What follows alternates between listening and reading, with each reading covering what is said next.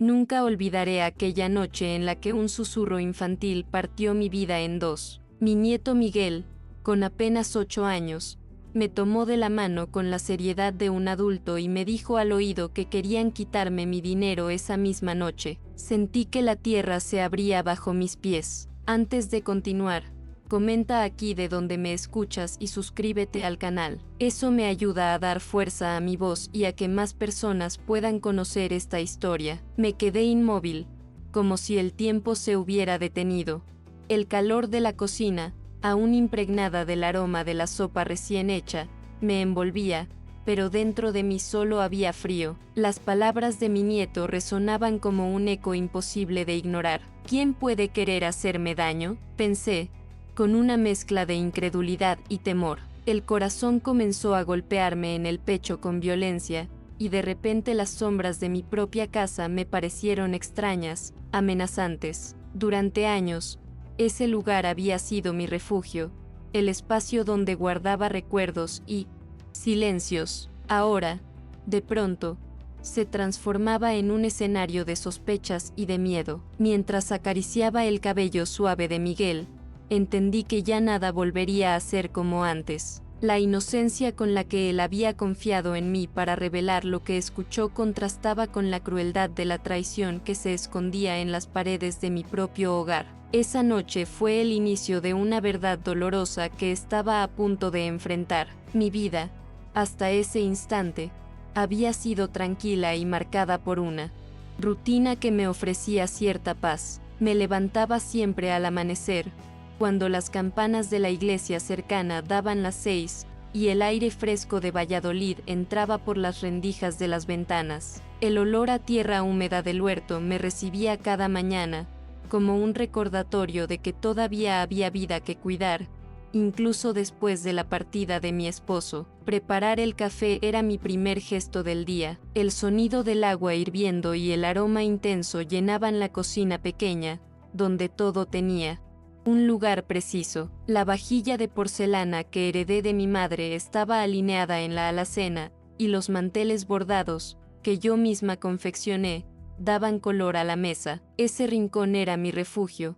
Allí escuchaba la radio baja, entre canciones antiguas y noticias locales, mientras desayunaba con calma. Después del desayuno, dedicaba un tiempo a regar las plantas. Los geranios en las ventanas daban un rojo vivo que alegraba la fachada de la casa, y las tomateras del huerto, cuidadas con paciencia, me ofrecían frutos frescos en verano. El contacto con la tierra era más que un pasatiempo, era una manera de mantenerme conectada con algo que no me abandonaba. La costura también llenaba mis días. Guardaba cajas de hilos de colores, retazos de tela y agujas que parecían haber vivido tanto como yo. Aunque ya no trabajaba para clientes como en mis años jóvenes, cosía ropa para mis nietos, arreglaba vestidos y creaba pequeños detalles para las vecinas que aún confiaban en mis manos. Ese oficio era mi identidad, el recuerdo constante de mi esfuerzo y dedicación. Valladolid, con sus calles de piedra y su aire austero, era el escenario de mi vida. Mi barrio, en particular, estaba lleno de historias silenciosas. Las vecinas salían a barrer la acera a la misma hora, los niños jugaban en la plaza hasta que caía la tarde, y los hombres mayores se reunían en los bares a comentar de fútbol y política. Era un lugar donde todos parecían conocerse, pero donde, en realidad, cada uno escondía sus propios secretos. Yo era la señora Elena, la viuda tranquila que no se metía en problemas. Siempre fui discreta, de pocas palabras, pero con gestos atentos, una sopa para quien estaba enfermo, un consejo para quien lo pedía, un regalo hecho a mano en Navidad. No buscaba reconocimiento, solo mantener la armonía en un entorno que a veces podía volverse áspero. Mis nietos eran la luz de mis días. Miguel, con sus ojos curiosos, y Lucía, más pequeña, con su risa contagiosa, llenaban la casa de vida. Cada vez que venían, ellos corrían por los pasillos, jugaban a esconderse entre las sábanas tendidas y pedían historias antes de dormir. Yo les contaba anécdotas de cuando era niña, y ellos escuchaban como si fueran aventuras imposibles. Los fines de semana eran especiales. Mis hijos venían a comer, y yo preparaba guisos que recordaban a la cocina de mi madre: garbanzos, cordero con patatas, pimientos asados. La mesa se llenaba de voces, de discusiones sobre el trabajo, sobre la escuela, sobre las noticias. Aunque a veces había tensiones, yo disfrutaba viendo a mi familia reunida. La fe también tenía un lugar profundo en mi vida. Cada domingo iba a misa, y el sonido del órgano me llenaba de serenidad. No era solo un acto religioso, era un espacio donde podía sentirme parte de algo más grande que mis silencios. La iglesia estaba impregnada de cera y flores frescas, y allí me reencontraba con rostros conocidos que me ofrecían una sonrisa amable. Con los vecinos mantenía un trato cordial, aunque nunca íntimo. Saludaba con educación, intercambiaba algún comentario sobre el clima o la cosecha y regresaba a mi casa. Había, sin embargo, un aire de sospecha latente en aquel barrio. Las cortinas siempre se movían discretamente. Las conversaciones se interrumpían cuando alguien pasaba, y cada gesto era observado con cuidado. Yo me refugiaba en lo simple: el sonido de la aguja al atravesar la tela, el aroma del pan recién horneado en la panadería de la esquina, el murmullo de las palomas en el tejado. Eran pequeños detalles que llenaban mis días de calma, y me hacían sentir que todavía había un equilibrio posible en mi vida. El recuerdo de mi esposo me acompañaba constantemente. Habíamos compartido años de trabajo duro, de sacrificios silenciosos, y su ausencia aún dolía, aunque ya habían pasado algunos años desde su partida. En las noches, a veces, me sorprendía hablándole en voz baja, como si aún pudiera escucharme. Eso me daba consuelo, como si su presencia siguiera cuidando de mí. Mis manos eran testigos de mi vida, arrugadas, con pequeñas cicatrices de la costura, pero aún firmes. Cada puntada que daba llevaba consigo una historia, un fragmento de memoria. Me gustaba pensar que, aunque el tiempo había transformado mi cuerpo, todavía conservaba algo de la fortaleza que me sostuvo en momentos difíciles. Los días se parecían unos a otros, y en esa repetición encontraba seguridad. Había una rutina marcada: levantarme temprano, atender la casa, cuidar el huerto, coser, preparar la comida, esperar las visitas de la familia. Todo parecía predecible, y esa previsibilidad me hacía sentir protegida, como si nada pudiera alterar el orden que yo misma había creado. En las tardes de verano, me sentaba en el patio a escuchar el canto de los grillos mientras tomaba un vaso de limonada. Veía el cielo teñirse de naranja y sentía que, a pesar de mis pérdidas, todavía había belleza suficiente en el mundo para sostenerme. Era una paz frágil, pero real. A veces, el silencio del barrio me resultaba pesado. En esos momentos encendía la radio y dejaba que la música llenara la casa. Canciones antiguas, voces de otros tiempos que despertaban recuerdos de mi juventud. Me hacían sonreír, aunque también despertaban cierta nostalgia por lo que ya no volvería. No necesitaba grandes cosas para sentirme feliz. El olor a ropa limpia secándose al sol, el tacto de la lana entre mis dedos, el calor de un abrazo de mis nietos. Eran detalles pequeños, pero que daban sentido a mi vida. Yo siempre creí que la felicidad se encontraba en lo sencillo, en lo que podía tocar y cuidar con mis propias manos. Había aprendido a aceptar la soledad como compañera. No me pesaba estar sola en la casa. Al contrario, había encontrado en ella un espacio de libertad y de silencio. Era un lugar donde podía ordenar mis pensamientos y recordar a quienes ya no estaban,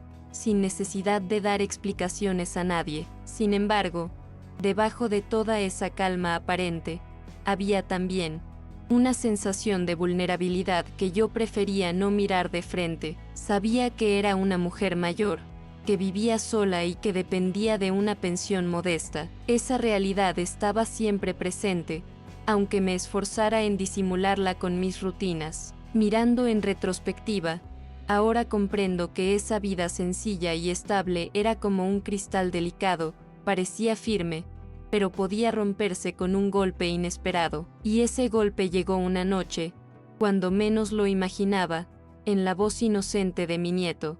Miguel, todo comenzó con aquel susurro que todavía siento rozándome el oído. Miguel, con sus pequeños ojos muy abiertos, se acercó a mí como si compartiera un secreto demasiado grande para su edad. Abuela, escuché que quieren quitarte tu dinero esta noche, dijo con un hilo de voz. Sus palabras fueron como un relámpago en medio de la calma, desgarradoras, inesperadas y brutales. Me quedé rígida, como si mis músculos se hubieran negado a obedecerme. El calor de la cocina se volvió sofocante, y el sonido del reloj en la pared se amplificó hasta volverse insoportable. Lo miré a los ojos, buscando una señal de juego infantil, pero en su expresión había un miedo genuino, una seriedad impropia para su corta edad. ¿Quién te dijo eso?, le pregunté con suavidad, intentando no asustarlo más. Él bajó la mirada y murmuró nombres que jamás habría esperado escuchar: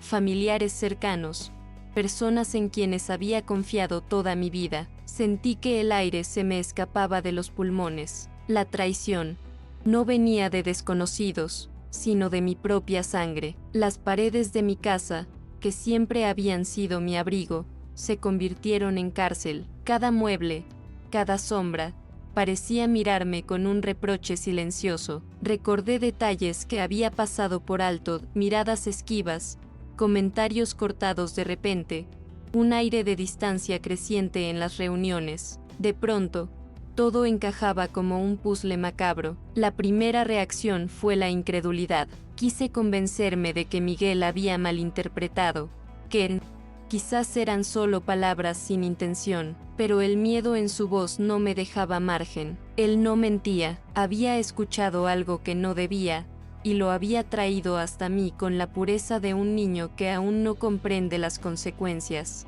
Me invadió una mezcla de dolor y rabia. ¿Cómo era posible que mi propia familia pensara en arrebatarme lo poco que tenía? No eran solo euros guardados con sacrificio, era el fruto de mi vida entera, mi seguridad, mi independencia. Lo que habían planeado robarme no era dinero, era mi dignidad. Esa noche el reloj avanzaba despacio, como si quisiera prolongar mi agonía. Caminaba por la casa con pasos silenciosos, tocando los muebles, acariciando las fotos de mi esposo, intentando encontrar fuerzas en recuerdos que ahora parecían tan lejanos. Cada tic-tac me acercaba a un destino incierto que se cernía sobre mí. Entendí, con un nudo en la garganta, que mi vida no volvería a ser la misma. El simple acto de escuchar a mi nieto había roto el espejismo de seguridad en el que me refugiaba. Lo que estaba a punto de suceder no era un mal sueño,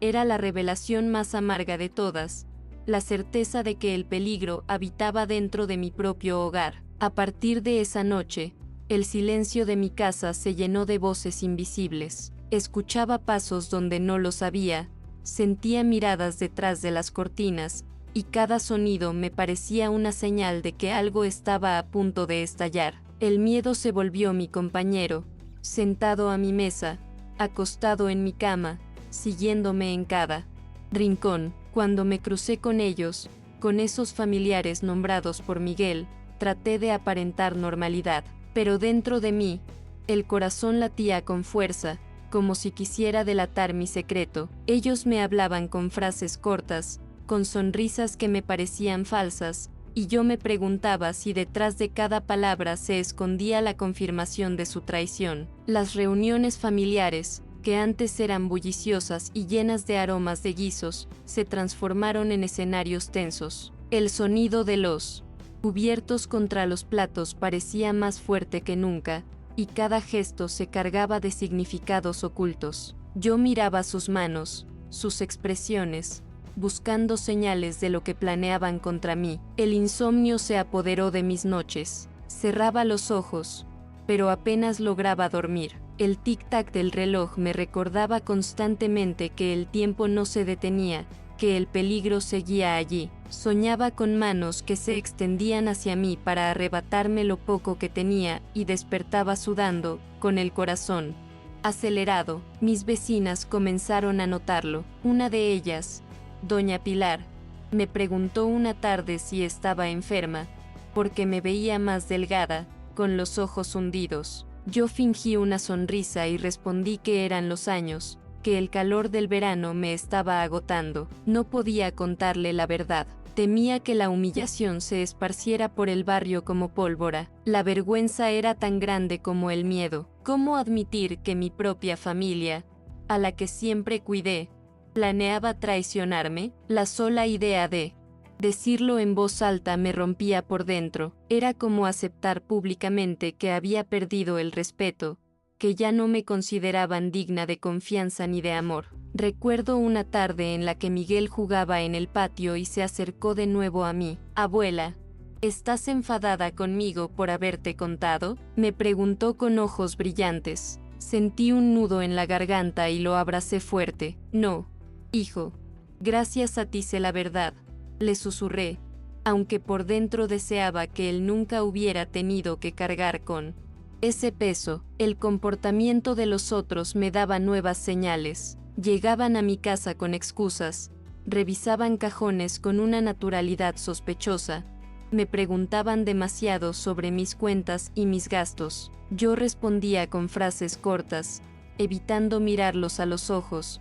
porque temía que mi rabia me delatara. La presión social del barrio tampoco ayudaba. Allí todos opinaban de todos, y cualquier grieta en mi vida sería motivo de murmuraciones. Yo temía que si se enteraban de lo que ocurría, terminaría siendo vista como la vieja débil que ni siquiera podía confiar en los suyos. Ese juicio silencioso era casi tan doloroso como la traición misma. Me descubrí dudando de cada gesto. Si alguien me ofrecía ayuda para llevar una bolsa, pensaba que quizás era un intento de revisar lo que compraba. Si preguntaban por mis medicinas, sospechaba que buscaban saber cuánto dinero gastaba. Vivir en esa alerta constante me estaba consumiendo. Una noche, al encender la radio, escuché una canción que solía bailar con mi esposo. Sentí un golpe de nostalgia y al mismo tiempo una profunda tristeza. Él siempre había sido mi protector y ahora, en su ausencia, yo debía enfrentar sola un peligro que jamás imaginé, la amenaza proveniente de quienes deberían amarme. El miedo se transformó en desconfianza absoluta. Guardaba mi dinero en distintos lugares, escondía documentos entre los libros y cambiaba de sitio las llaves de la casa. Era como si viviera una guerra secreta, donde cada día debía idear una estrategia para proteger lo poco que aún era mío. Pero esa lucha silenciosa me estaba desgastando. Mis manos temblaban más a menudo, mi respiración se agitaba al menor ruido. Sentía que la edad se me venía encima con más fuerza, como si los años pesaran el doble en medio de aquella tensión insoportable. Los comentarios hirientes comenzaron a llegar disfrazados de bromas. Con lo que ahorras, seguro que tienes guardado un buen tesoro, me dijo uno de ellos con una sonrisa torcida. Yo sonreí,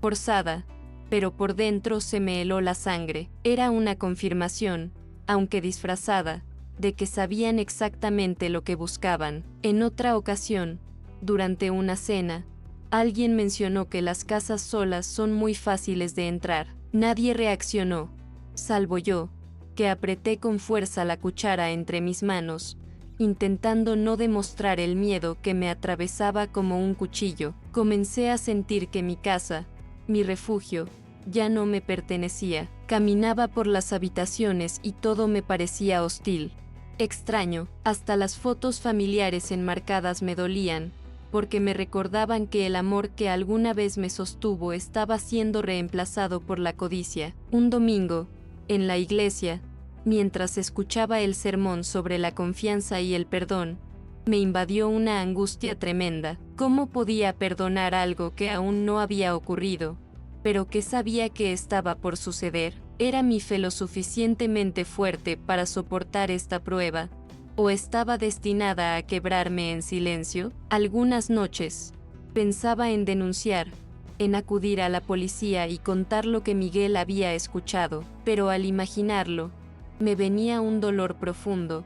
¿Cómo mirar a los ojos a mi familia después de eso? ¿Cómo soportar que los vecinos me vieran como la mujer que mandó a los suyos a los tribunales? La duda me carcomía. Entre proteger mi seguridad y mantener el lazo familiar, me sentía atrapada en un laberinto sin salida. Elegir cualquiera de los caminos me parecía una condena. Mi salud comenzó a resentirse. Dolores de cabeza constantes, mareos, y un cansancio que no se explicaba solo con la edad. Era como si mi cuerpo hablara el idioma del miedo, denunciando lo que yo no podía decir en voz alta. Miguel, sin saberlo, se convirtió en mi único aliado. Su inocencia me recordaba que aún había verdad y amor en medio de tanta falsedad. Cada vez que me abrazaba, sentía que todavía tenía razones para resistir. Pero incluso esa luz era frágil. Me atormentaba pensar que si él repetía lo que sabía frente a los demás,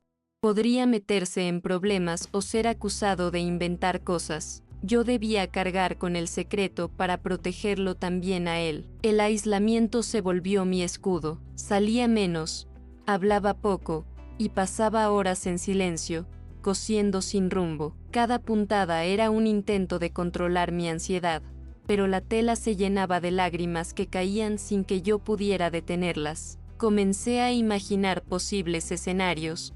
¿Y si esa noche entraban en mi habitación? ¿Y si me quitaban no solo el dinero, sino también la tranquilidad de mi vejez? Las imágenes eran tan vívidas que me costaba distinguir entre miedo y realidad. En el barrio, las miradas empezaron a pesar. Yo sentía que los demás sospechaban que algo ocurría en mi casa, aunque nadie se atreviera a preguntar directamente. Esa sensación de estar siempre bajo observación aumentaba mi angustia. La rabia fue creciendo lentamente, mezclada con el dolor. No era solo miedo lo que me dominaba, era la indignación de sentirme usada, despojada de todo respeto.